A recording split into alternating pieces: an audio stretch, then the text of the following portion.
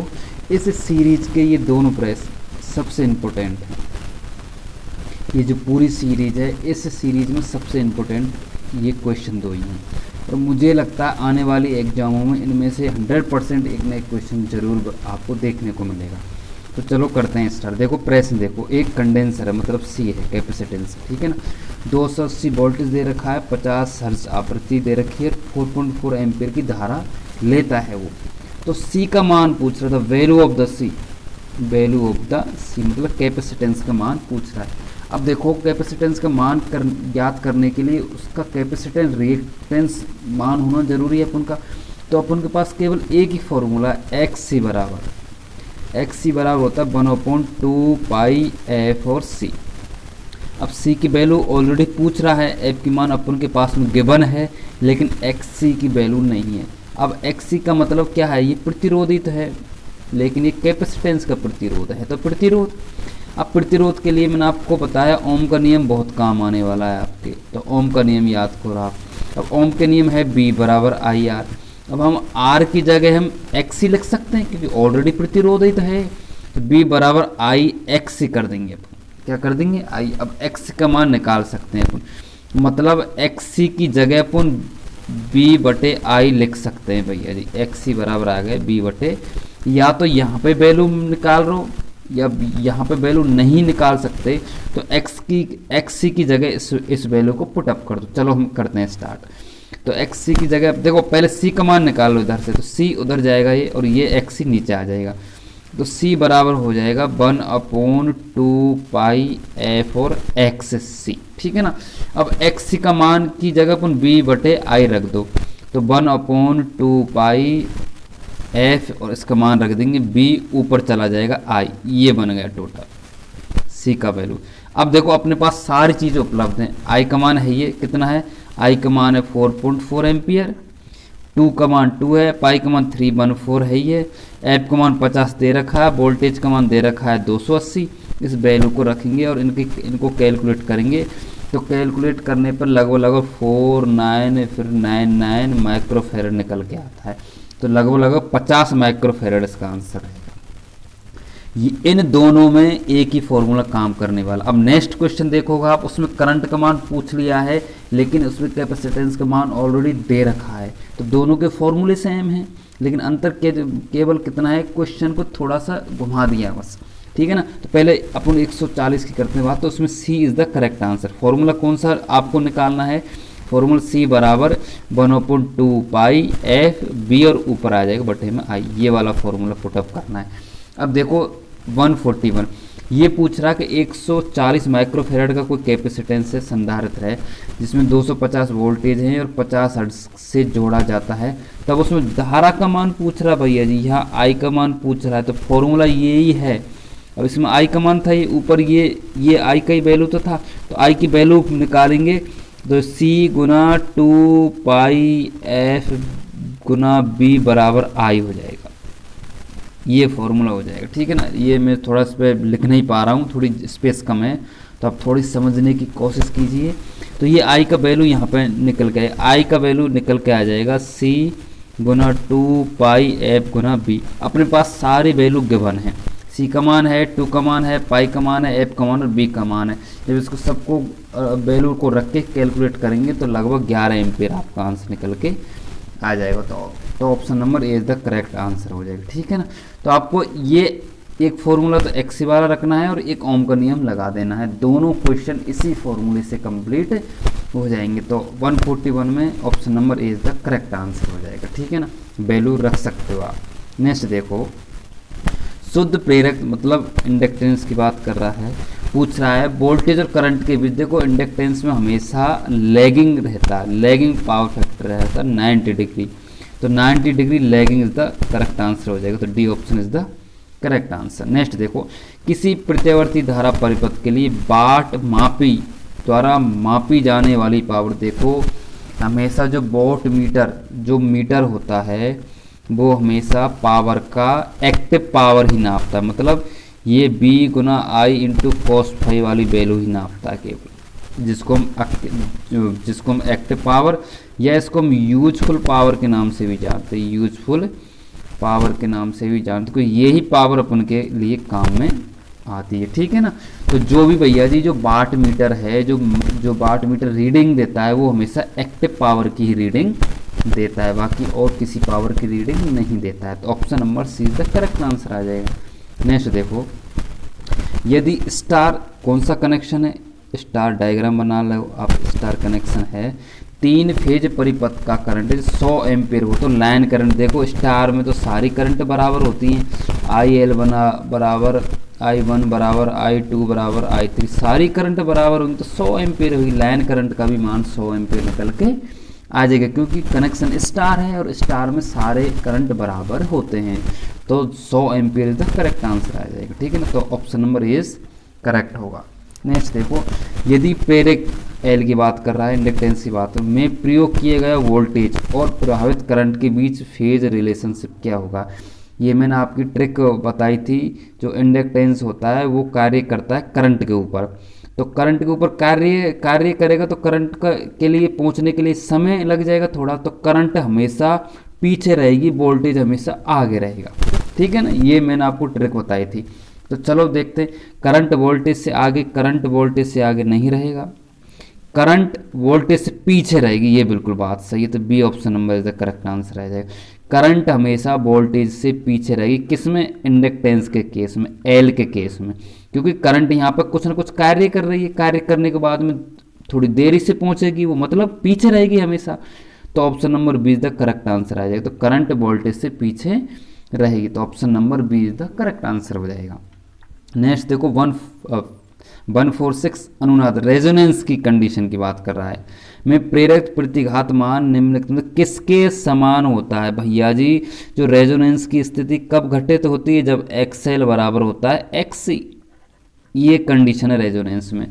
तो भैया प्रेरक प्रतिघात मतलब XL का मान होगा XC के बराबर, XC का मतलब संधारित्र के प्रतिघात के बराबर होगा, तो option number D is the correct answer आ जाएगा, ठीक है ना। 146 में आएगा, option number D is the correct answer होगा। ये पूछा रेजोनेंस की स्थिति में प्रेरक प्रतिघात किसके घात के बराबर होता है, तो XL बराबर XC होने पर ही रेजोनेंस की कंडीशन उत्पन्न होती है, तो option number D is the correct answer आ जाएगा। नेक्स्ट क्वेश्चन देखो, कौन सा समीकरण किसी दोलन की कोणीय आवृत्ति ओमेगा व्यक्त करता है। तो ओमेगा तो बता ही रखा, ओमेगा बराबर होता 2 पाई गुना एफ, तो option number B is the correct answer आ जाएगा, ठीक है ना। ये तो कई बार हम जो आवृत्ति निकालते उसमें क्वेश्चन कर चुके हैं, तो option number B is the correct answer आ जाएगा। नेक्स्ट देखो, स्टार कनेक्शन है, कनेक्शन कौन सा भैया जी, स्टार है, ओके। नेक्स्ट देखो, 3 फेज कनेक्शन है जिसमें लाइन वोल्टेज का मान दे रखा है, मतलब BL दे रखा है 415 वोल्टेज, ठीक है ना। तो फेज वोल्टेज का मान ज्ञात कर रहा है, कनेक्शन स्टार है मतलब अलग अलग हुआ, तो उसमें होगा तो फेज करंट होगा वो 4 VL/√2 हो जाएगा, √2 हो जाएगा, सॉरी √3 हो जाएगा। तो जब इसको √3 हो जाएगा, जब 415/√3 करेंगे तो इसका आंसर निकल के आएगा 230 वोल्टेज द करेक्ट आंसर हो जाएगा, ठीक है ना। स्टार कनेक्शन में करंट तो बराबर होती है लेकिन उसमें वोल्टेज अलग अलग होता है, तो option number C is the correct answer हो जाएगा। अब नेक्स्ट देखो 114 है, किसी AC परिपथ में जब प्रेरक प्रतिघात धारिता प्रतिघात में ज़्यादा होता है तो कौन सा कथन सत्य होगा। प्रेरक प्रतिघात धारिता प्रतिघात में ज़्यादा, अच्छा मतलब XL का मान ज़्यादा है XC से, ये कंडीशन दे रखी है अपन ने, तो सीधी सी बात है इसमें करंट तो पीछे रहेगी, विद्युत प्रवाह वोल्टेज से ज़्यादा नहीं, विद्युत प्रवाह वोल्टेज से कम रहेगा, विद्युत प्रवाह वोल्टेज से कम रहेगा, बिल्कुल ये बात सही है। जो विद्युत प्रवाह है वो करंट हमेशा पीछे रहेगी, किससे, वोल्टेज से हमेशा पीछे रहेगी, बिल्कुल सही बात है, क्योंकि ये XL वाला केस है, वो इंडक्टेंस वाला केस है। कोयल में करंट वर्किंग करेगी तो करंट हमेशा वोल्टेज के पीछे ही रहेगी, कम रहेगी मतलब, तो विद्युत प्रवाह वोल्टेज से हमेशा कम रहेगा, तो option number D is the correct answer आ जाएगा। नेक्स्ट क्वेश्चन देखो, AC के माध्यमान तथा AC के शिखर मान में क्या रिलेशन है, ये तो हम कई बार पढ़ चुके हैं। तो भैया जी जो शिखर मान है और AC के शिखर मान में relation, B option is the correct answer आ जाएगा। ये होता है यदि हम I के संदर्भ में बात करें तो I RMS बराबर होता है I maximum by √2, I maximum चाहिए अपन को, तो आई मैक्सिमम हो जाएगा IRMS/√2। तो option number B is the correct answer आ जाएगा। नेक्स्ट देखो, एसी परिपथ में धारा का मान 4 एम्पियर है, ठीक है, तो उस धारा के अधिकतम तात्क्षणिक मान, देखो जो भी मीटर में जो रीडिंग दिखाती है वो हमेशा RMS रीडिंग होती है, पहली बात तो ये। तो हमें ये RMS रीडिंग दे रखी है और मैक्सिमम मतलब आई मैक्सिमम पूछ रहा है, तो IRMS वैल्यू होती है आई मैक्सिमम बाई √2, लेकिन ये आई मैक्सिमम पूछ रहा है, तो IRMS बराबर हो जाएगा गुना √2 बराबर V मैक्सिमम हो जाएगा, ठीक है ना। तो option number C is the correct answer आ जाएगा। हो सकता है आपको ऐसा लगे पता नहीं क्या हो रहा है, देखो कुछ नहीं हो रहा है, IRMS का मान होता है आई मैक्सिमम बाई √2 होता है, ठीक है ना। आई मैक्सिमम का मान ज्ञात करना है अपन को, तो ये इससे गुना हो जाएगा, तो आई मैक्सिमम निकल के आएगा IRMS गुना √2, ठीक है ना, गुना √2, ये गुना हो जाएंगे आपस, तो वही मैंने काम किया, 4 दे रखा है, गुना √2 से गुना हो जाएगा, तो option number C is the correct answer आ जाएगा। नेक्स्ट देखो क्वेश्चन 152, एक चौक कुंडली का व्यवहार परिपथ में धारा को नियंत्रित करने के लिए केवल एसी परिपथ में काम किया जाता है। किस में किया जाता है? केवल एसी परिपथ में ये चीज़ हो सकती है, पॉसिबिलिटी बनती है, तो option number is the correct answer हो जाएगा। नेक्स्ट क्वेश्चन देखो, एसी परिपथ में औसत शक्ति वह होती है, देखो भैया जी हमेशा औसत शक्ति होती है जो प्रतिरोध में होती है और कोई शक्ति को ग्रहण नहीं करता है।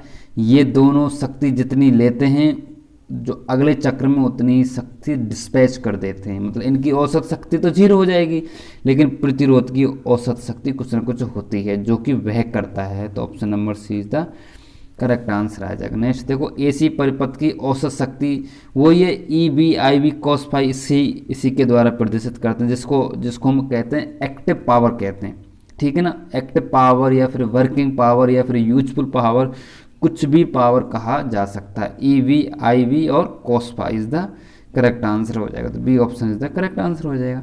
नेक्स्ट देखो, शुद्ध एसी में RMS मान तथा शिखर मान, मतलब RS मान और ये मैक्सिमम मान का अनुपात कितना होता है, तो RMS मान तो देखो VRMS होता है V मैक्सिमम बाई √2, ठीक है ना।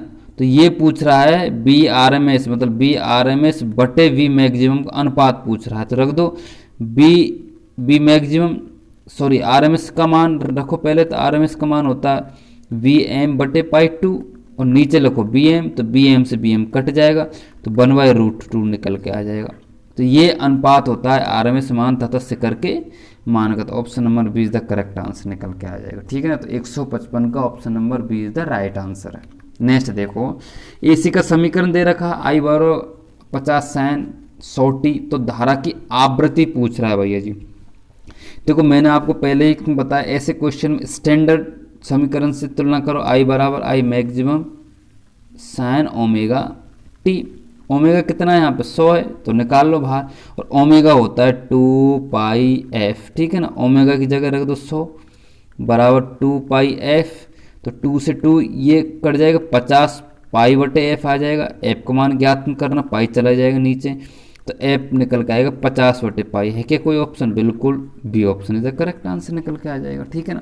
तो ये फॉर्मूला आपको याद रखना है, और जो स्टैंडर्ड समीकरण है उससे तुलना करा के हम ओमेगा को बाहर निकाल लेते हैं, तो इससे ऑलरेडी अपन की आवृत्ति निकल के आ जाती है, तो option number B is the correct answer हो जाएगा। नेक्स्ट देखो 157, जय बकरी सप्लाई मतलब एसी सप्लाई वाला जिसका चरम मान 100 है, तो RMS मान कितना हो जाएगा? 100/√2, 100/√2 इज द करेक्ट आंसर हो जाएगा, तो option number is the correct answer हो जाएगा, क्योंकि VRMS मान होता है B मैक्सिमम/√2, B मैक्सिमम मान दे रखा है 100/√2 ही तो करना है अपन को, तो option number is the correct answer आ जाएगा। नेक्स्ट देखो भैया जी, एक शुद्ध प्रेरक की औसत शक्ति मैंने आपको पहले ही बता दी, शुद्ध प्रेरक की औसत शक्ति हमेशा 0 होती है, चाहे L हो चाहे C हो, उसकी औसत शक्ति हमेशा 0 होती है, क्योंकि एक चक्र में ये शक्ति ग्रहण करेंगे, दूसरे चक्र में ये शक्ति को छोड़ देंगे, तो औसत शक्ति हमेशा 0 प्राप्त होती है। 159 देखो,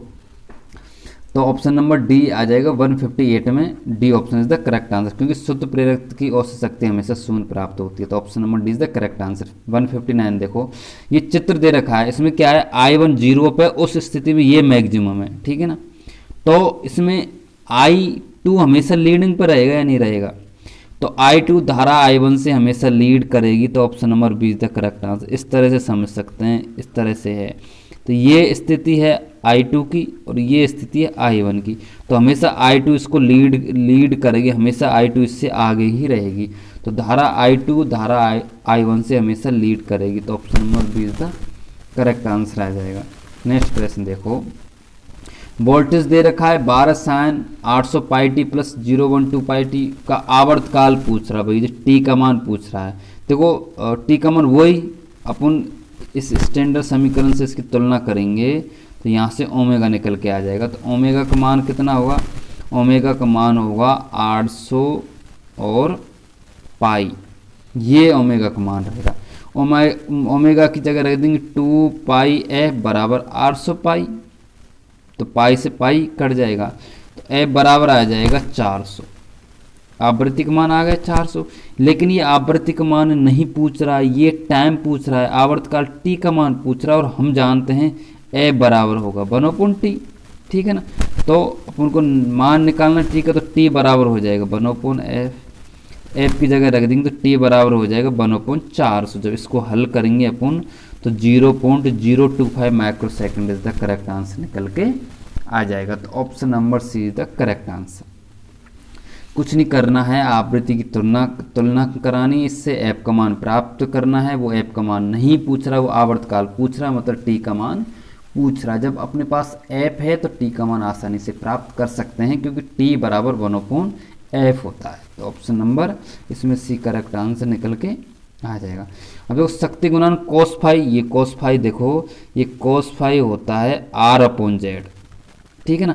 अब लेकिन इसने इन सबके विपरीत क्रम वाले लिख दिए, तो R का विपरीत तो होता है हमेशा G, ठीक है ना, रेजिस्टेंस का होता है G, और Z का होता है Y, ठीक है ना। इन्होंने क्या कर रखा है, इनका जस्ट विपरीत रख दिया। R का मतलब होता है रेजिस्टेंस, G का मतलब वही कंटिन्यूटी, ठीक है, चालकता, तो G से लिखते हैं अपन। Z का इम्पिडेंस का क्या होता है, Y होता है उल्टा, तो B option is the correct answer निकल के आ जाएगा। तो G/Y is the correct answer होता है, जिसको cos फाई भी बोल सकते हैं अपन। नेक्स्ट देखो, एक जया बकरी का तरंग से पीक वोल्टेज दे रखे 400, तो वर्ग माध्यम मतलब ये RMS मान पूछ रहा है, तो 400/√2 आ जाएगा, क्योंकि I/RMS होते हैं I मैक्सिमम/√2, तो 400/√2 इज द करेक्ट आंसर आ जाएगा। तो B option is the correct answer आ जाएगा। नेक्स्ट देखो, ये इस पूरी सीरीज के लास्ट क्वेश्चन है 163, 164 और 165। देखते हैं, निम्न में से किस आवृत्ति का आवर्तकाल सबसे कम है। देखो भैया जी, आवृत्ति का आवर्तकाल पूछ रहा है, और आवर्तकाल होता है T बराबर 1/f, जिसका f का मान सबसे ज़्यादा होगा उसका आवर्तकाल उतना ही कम होगा। अब देख लो f यहाँ सबसे ज़्यादा किसकी है, ये पूछा सबसे कम आवर्तकाल किसना है, तो सबसे ज़्यादा f जिसकी होगी तो उसका आवर्तकाल उतना ही कम होगा। 200 मेगाहर्ट्ज़ का आंसर करेक्ट आ जाएगा, क्योंकि सबसे ज़्यादा आवृत्ति इसी की है, तो सबसे कम जो आवर्तकाल है वो इसी का प्राप्त अपन के पास होता है। तो option number C is the correct answer हो जाएंगे। नेक्स्ट देखो, AC परिपथ में सदा होती है, याद रखना जो अपेरेंट पावर है वो हमेशा एक्चुअल पावर से बड़ी होती है, तो option number A is the correct answer आ जाएगा। देखो अपेरेंट पावर का मतलब है टोटल पावर कह सकते हैं, क्या कह सकते हैं, टोटल पावर, जिसमें actual power plus reactive power सम्मिलित होती है। लेकिन एक्चुअल पावर का मतलब क्या है, जिसको हम केवल V/I/cos फाई के नाम से जानते हैं, ठीक है ना। और ये रिएक्टिव पावर तो बता ही दिया, रिएक्टिव पावर होती है V/I/sin फाई, ठीक है ना। तो जो अपेरेंट पावर वो हमेशा ज़्यादा रहेगी किससे, एक्चुअल पावर से, तो option number A the correct answer आ जाएगा। नेक्स्ट देखो, किसी परिपथ का पावर फैक्टर 0 प्राप्त होता है, तो ये आपको याद होना चाहिए। इस तरह से एंगल बनता है L और C का, तो भैया इंडक्टेंस का और कैपेसिटेंस का पावर फैक्टर हमेशा 0 प्राप्त होता है, क्योंकि इनके मध्य जो एंगल होता है वो 90 डिग्री का होता है। तो option number D is the correct answer हो जाएगा। Option number D is the correct answer हो जाएगा। चलो देखो बेटा, यहाँ सारी जो सीरीज़ है वो ख़त्म हो चुकी हैं, जो कि AC circuit, alternative current and polyphase system वाला जो पोर्शन है वो पूरा कंप्लीट हो चुका है, जिसमें हमने कि 165 क्वेश्चन कंप्लीट कर लिए थे। अब नेक्स्ट यूनिट में मैं नेक्स्ट चैप्टर में किसी और यूनिट को मैं आपके लिए सीरीज़ लेके आऊँगा एमसीक्यू इतने ही टाइप से।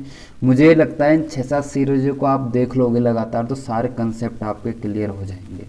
तो आई होप ये सारी सीरीज़ें आपको पसंद आ रही होगी। तो मैं आपसे रिक्वेस्ट करता हूँ कि आप अपने फ्रेंड के साथ में इस चीज़ को शेयर कीजिए, और ज़्यादा से ज़्यादा यदि आपको नॉलेज लेना है तो हमारे चैनल से आप जुड़ सकते हैं। तो चलो आज के लिए इतना ही। थैंक यू, धन्यवाद।